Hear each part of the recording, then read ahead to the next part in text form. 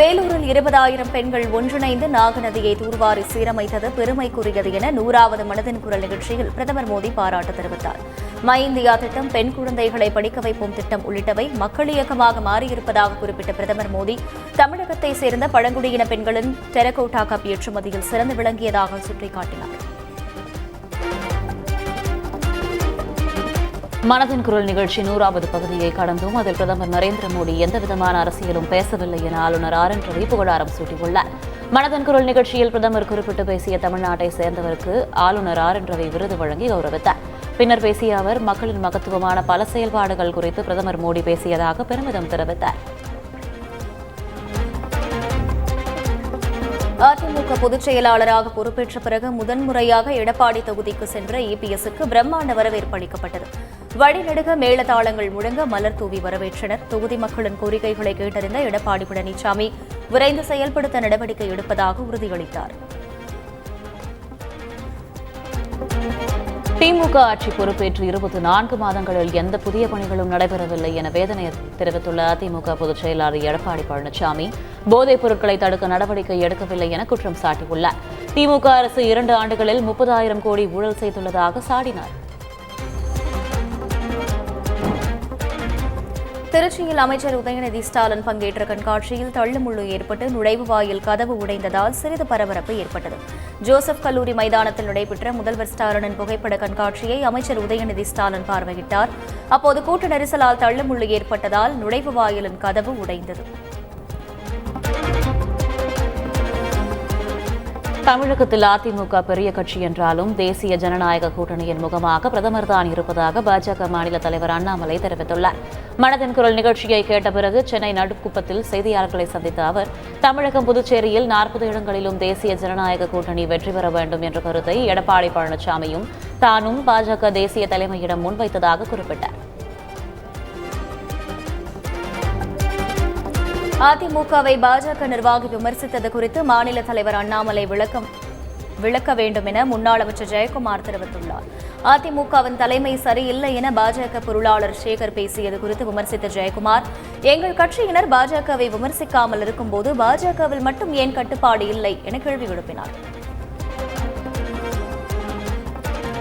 தனியார் மருத்துவமனைகள் மருத்துவக் கழிவுகளை முறையாக கையாள வேண்டும் என மக்கள் நல்வாழ்வுத்துறை அமைச்சர் மா சுப்பிரமணியன் எச்சரித்துள்ளார்.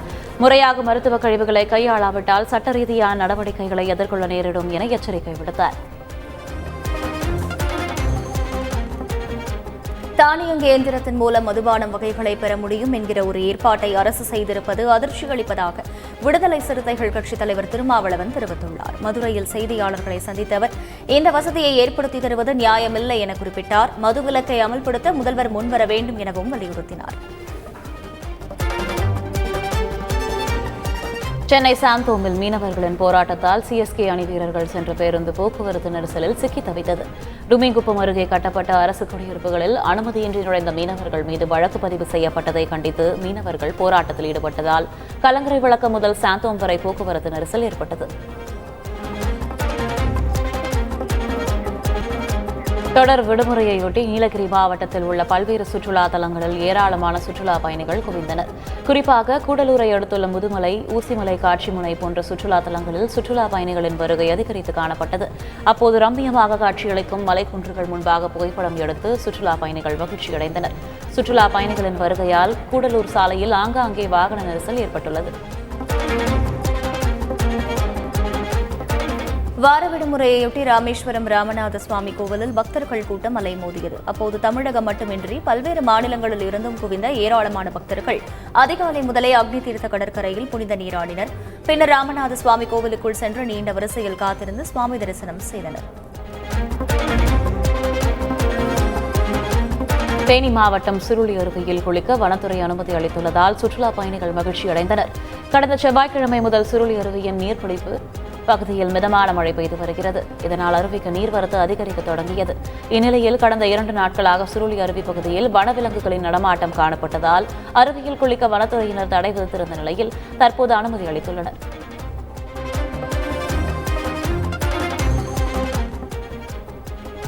தமிழ் திரைப்பட தயாரிப்பாளர் சங்க தேர்தல் விறுவிறுப்பாக நடைபெற்று வருகிறது. சென்னை அடையாறில் உள்ள எம்ஜிஆர் ஜானகி கல்லூரியில் 3 ஆண்டுகளுக்கு பிறகு நடைபெறும் இந்த தேர்தலில் தயாரிப்பாளர்கள் நலம் காக்கும் அணி மற்றும் தயாரிப்பாளர் உரிமை காக்கும் அணி என 2 அணிகள் போட்டியிடுகின்றன. ஓய்வு பெற்ற நீதிபதிகள் தலைமையில் நடைபெறும் இந்த தேர்தலில் நடிகர் ரஜினிகாந்த், ராதிகா சரத்குமார், இயக்குநர் முருகதாஸ் உள்ளிட்டோர் தங்களது வாக்கினை பதிவு செய்தனர். கேரள மாநிலம் திருச்சூரில் புகழ்பெற்ற பூரம் திருவிழா நடைபெற்று வருகிறது. பாருமேகாவு கோவில் சார்பில் நடத்தப்படும் இத்திருவிழா கடந்த 24ஆம் தேதி கொடியேற்றத்துடன் துவங்கிய நிலையில் சிகர நிகழ்ச்சியான பூரம் திருவிழா இன்று நடைபெறுகிறது. மாலை 4 மணிக்கு யானைகளுக்கு பட்டம் அணிவிக்கப்பட்டு குடைமாற்றும் நிகழ்ச்சி நடைபெறும். இத்திருவிழாவிற்கு லட்சக்கணக்கான பக்தர்கள் வருவார்கள் என்பதால் 5000த்திற்கும் அதிகமான காவல்துறையினர் குவிக்கப்பட்டுள்ளனர்.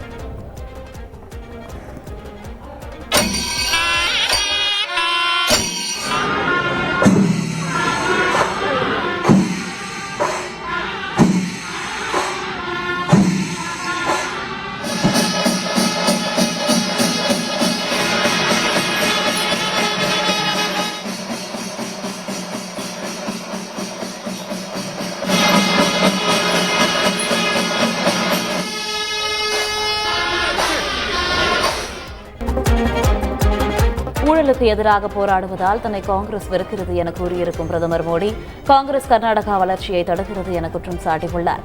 கர்நாடக மாநிலம் கோலாரில் பிரச்சாரம் செய்த பிரதமர் மோடி, மல்லிகார்ஜுன கார்கே தன்னை விஷநாகத்துடன் ஒப்பிட்டதற்கு பதிலளித்தார். நாகம்தான் சிவனின் கழுத்தை அலங்கரிக்கும் ஆபரணம் என்றும், தன்னை பொறுத்தவரையில் நாட்டு மக்களே சிவனை போன்றவர்கள் எனவும் குறிப்பிட்டார். கள்ளழகர் வைகை ஆற்றில் எழுந்தருளும் நிகழ்ச்சிக்காக முன்னேற்பாடுகள் தீவிரப்படுத்தப்பட்டுள்ளன. மதுரை கள்ளழகர் கோவில் சித்திரை திருவிழா இன்று துவங்கி 10 நாட்கள் நடைபெறும். விழாவின் முக்கிய நிகழ்வான கள்ளழகர் எழுந்தருளல் நிகழ்ச்சி வரும் 5ஆம் தேதி நடைபெறவுள்ள நிலையில் அதற்காக ஆழ்வார்புரம் பகுதிகளில் சீரமைப்பு பணிகள் நடைபெற்று வருகின்றன. நெல்லை மாவட்டத்தில் திருடப்பட்ட தனியார் சொகுசு பேருந்து தூத்துக்குடி அருகே மீட்கப்பட்டது. ஓட்டுநர் சுடலைமுத்து என்பவர் பெருமாள்புரம் அருகே பேருந்தை நிறுத்திவிட்டு தனது வீட்டுக்கு மதிய உணவு சாப்பிட சென்றார். அப்போது மர்ம நபர் பேருந்தை திருடிச் சென்ற நிலையில் இதுகுறித்து காவல் நிலையத்தில் புகார் அளிக்கப்பட்டது. புகாரின் பேரில் விசாரணை மேற்கொண்ட போலீசார் தூத்துக்குடி முத்தையாபுரத்தில் சாலையோரம் நின்று கொண்டிருந்த பேருந்தை மீட்டனர்.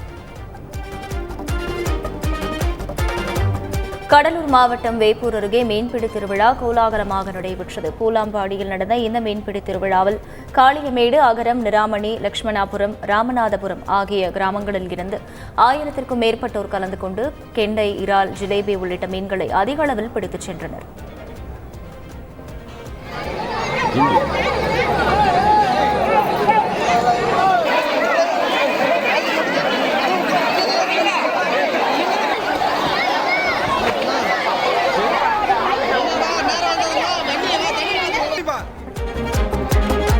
தருமபுரி மாவட்டம் அரூர் அருகே கோவில் திருவிழாவின் போது 100க்கும் மேற்பட்டோரை தேனீக்கள் கொட்டியதால் பரபரப்பு நிலவியது.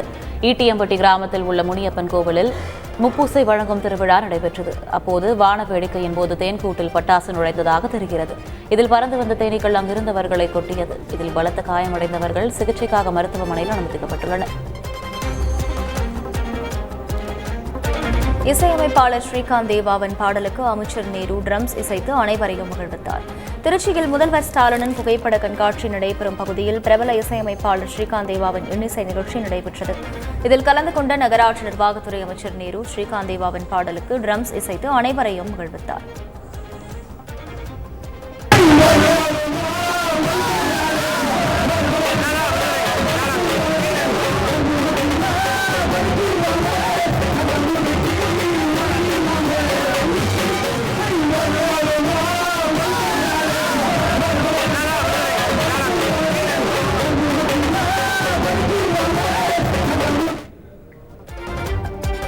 புற்றுநோய்க்கு மருந்து இருப்பதாக கூறி கடலூர் பட்டதாரி பெண்ணிடம் 32 லட்சம் ரூபாய் மோசடி செய்த நைஜீரிய நாட்டை சேர்ந்த 4 பேரை போலீசார் கைது செய்தனர். மின்னஞ்சல் மூலம் தங்களது மருந்தை விற்பனை செய்தால் அதிக லாபம் கிடைக்கும் என ஆசை காட்டி மோசடி செய்ததாக பாதிக்கப்பட்ட புதுப்பாளையத்தை சேர்ந்த செல்வி என்பவர் அளித்த புகாரில் நைஜீரிய நாட்டை சேர்ந்த 4 பேரை மகாராஷ்டிராவில் வைத்து போலீசார் கைது செய்தனர்.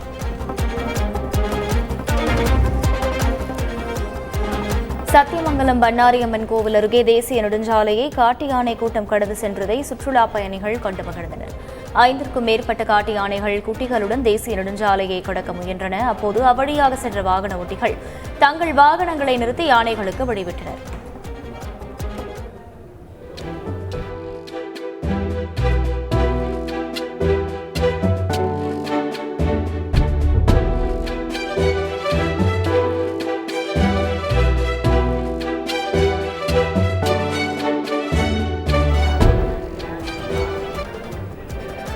தஞ்சை பெரிய கோவில் தேரை அலங்கரிக்கும் பணி தீவிரமாக நடைபெற்று வருகிறது. தஞ்சை பெரிய கோவிலில் சதய விழா, சித்திரை பெருவிழா வெகு விமர்சையாக கொண்டாடப்படுவது வழக்கம். இந்த வகையில் கடந்த 17ஆம் தேதி கொடியேற்றத்துடன் சித்திரை திருவிழா தொடங்கிய நிலையில் நாளை முக்கிய நிகழ்வான தேரோட்டம் நடைபெறுகிறது. இதற்காக தேரை மலர்களை கொண்டு அலங்கரிக்கும் பணி தீவிரமாக நடந்து வருகிறது. முன்னதாக தியாகராஜர், கமலாம்பாள், பஞ்சமூர்த்தி சுவாமிகளுக்கு பால், சந்தனம், மஞ்சள் உள்ளிட்ட திரவிய பொடிகளால் அபிஷேகம் செய்யப்பட்டது.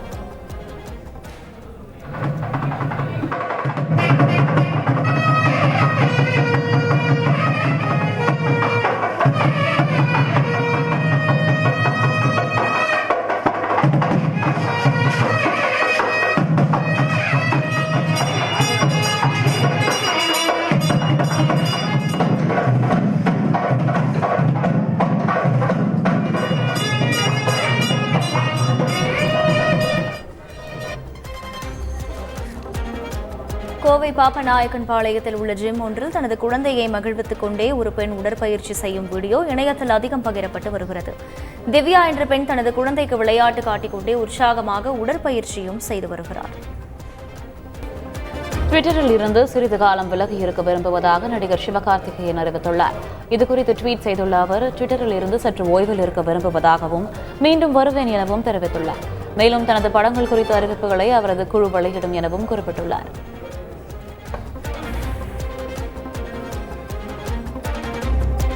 ஐபிஎல்லில் பஞ்சாப் அணிக்கு எதிரான இன்றைய போட்டியில் கடைசி ஓவரில் களமிறங்கி அடுத்தடுத்து 2 சிக்சர்களை பறக்கவிட்டு ரசிகர்களை தோனி மகிழ்வித்தார். ஐபிஎல்லில் 20வது ஓவரில் அதிக சிக்சர்களை அடித்த சாதனைக்கு சொந்தக்காரரான தோனி இன்றைய ஆட்டம் மூலம் 59வது சிக்சரை பறக்கவிட்டார்.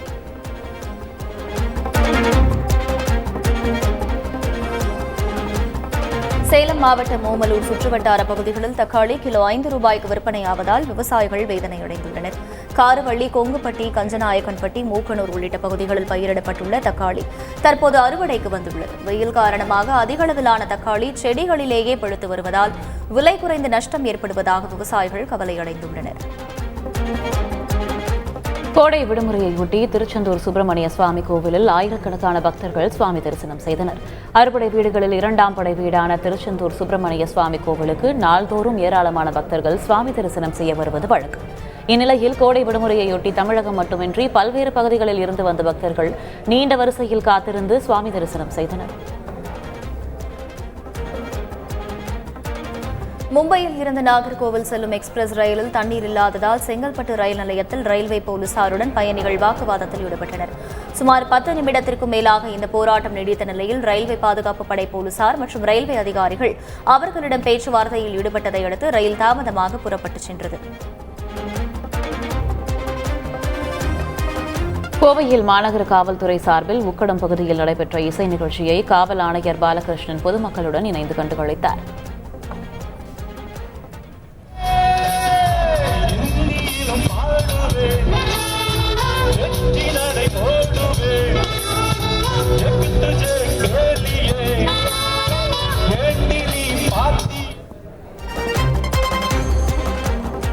தருமபுரி மாவட்டம் பாலக்கோடு அருகே எரிவாயு குழாய் அமைக்க விவசாயிகள் எதிர்ப்பு தெரிவித்ததால் பரபரப்பு ஏற்பட்டது. அதியமான்கோட்டை முதல் ஹோசூர் வரை சுமார் 74 கிலோமீட்டர் தூரத்திற்கு 4 வழிச்சாலை அமைக்கும் பணி நடைபெற்று வருகிறது. கொலசனஹள்ளி தேசிய நெடுஞ்சாலை பகுதியில் கொச்சி முதல் பெங்களூரு வரை எரிவாயு குழாய் அமைக்கும் பணிகள் துவங்கிய நிலையில் நிலத்திற்கு உரிய இழப்பீட்டுத் தொகை வழங்காமல் குழாய்கள் அமைக்கப்படுவதாக விவசாயிகள் குற்றம் சாட்டினர். தூத்துக்குடி மாவட்டத்தில் உள்ள ஆரம்ப சுகாதார நிலையங்களில் திமுக துணை பொதுச் செயலாளரும் எம்பியுமான கனிமொழி திடீர் ஆய்வு மேற்கொண்டார். ஒட்டப்பிடாரம் தாலுகாவிற்கு உட்பட்ட செக்காரக்குடி, ஒட்டநத்தம் உள்ளிட்ட ஆரம்ப சுகாதார நிலையங்களில் ஆய்வு மேற்கொண்ட அவர் மருந்து மாத்திரைகள் கையிருப்பு குறித்து அங்குள்ள மருத்துவர் மற்றும் செவிலியர்களிடம் கேட்டறிந்தார். காரைக்கால் மாவட்டம் திருநள்ளாறு சனி பகவான் கோவிலில் செயின் பறிப்பில் ஈடுபட்ட பெண்ணை பிடிக்கச் சென்றபோது மானபங்கம் செய்ய முயல்வதாக கூச்சலிட்டதால் சீருடை அணியாத போலீசாருக்கு பொதுமக்கள் தர்ம அடி கொடுத்தனர். தாங்கள் காரைக்கால் போலீசார் என்று கூறியதை ஏற்க மறுத்த நீதிபதி ஆய்வாளர் வந்தால் விடுவிப்பதாக கூறியுள்ளார். இதையடுத்து திருநள்ளாறு ஆய்வாளர் அறிவுச்செல்வன் விளக்கம் அளித்து போலீசாரை அழைத்து வந்தார். இந்நிலையில் லட்சுமி தனது குழந்தையுடன் அங்கிருந்து தப்பிச் சென்றார்.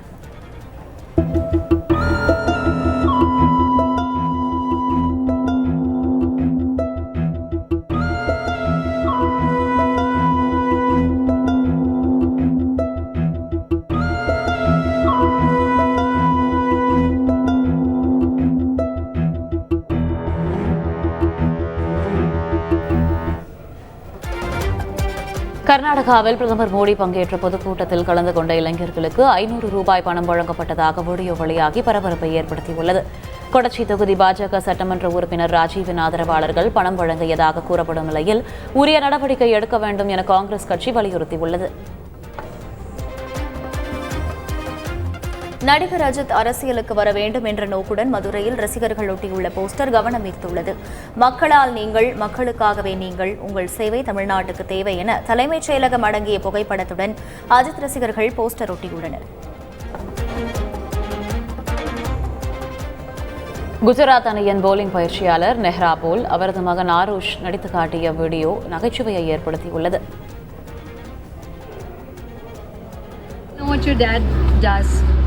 वो फर्स्ट रिवर्स कैप चाहिए बट ओके हैंड्स पीछे फास्ट बॉल डालो length ball same to same it is Arush, I want to know what your dad does वो on first match days. Reverse cap चाहिए. ஜப்பானில் நடைபெற்ற சர்வதேச தடகள தொடரின் ட்ரிபிள் ஜம்ப் போட்டியில் இந்திய வீரர் அப்துல்லா அபுபக்கர் தங்கப்பதக்கம் வென்று சாதனை படைத்துள்ளார். ஹிரோஷிமா நகரில் மிக்கியோ மெமோரியல் தடகள போட்டி நடைபெற்றது. இதில் ஆடவர் ட்ரிபிள் ஜம்ப் போட்டியில் கலந்து கொண்ட அப்துல்லா அபுபக்கர் 16.31 மீட்டர் தூரம் தாண்டி தங்கப்பதக்கத்தை தனதாக்கினார். அமெரிக்காவில் தனது ஆப்பிள் ஜூஸை எடுத்துச் சென்றதால் விமான நிலைய பணியாளர்களை தாக்கிய பெண் கைது செய்யப்பட்டார். 19 வயதான மக்கியா கோல்மன் என்ற அந்த 19 வயது இளம்பெண் பீனிக்ஸ் ஸ்கை ஹார்பர் சர்வதேச விமான நிலையத்தில் ஊழியர்களை தாக்கிய குற்றத்திற்காக கைது செய்யப்பட்டுள்ளார். அமெரிக்காவின் கலிபோர்னியா மாகாணத்தில் தனது வீட்டில் டோர்பெல்லை அடித்து விளையாடி பிராங்க் செய்த 3 சிறுவர்களை கொன்ற வழக்கில் இந்திய வம்சாவளி குற்றவாளி குற்றம் சாட்டப்பட்டுள்ளார். சம்பவம் நடந்த அன்று 13 பியர்களை குடித்த அனுராக் சந்திரா கடும் கோபத்தில் கொலை செய்ததாக ஒப்புக்கொண்டுள்ளார்.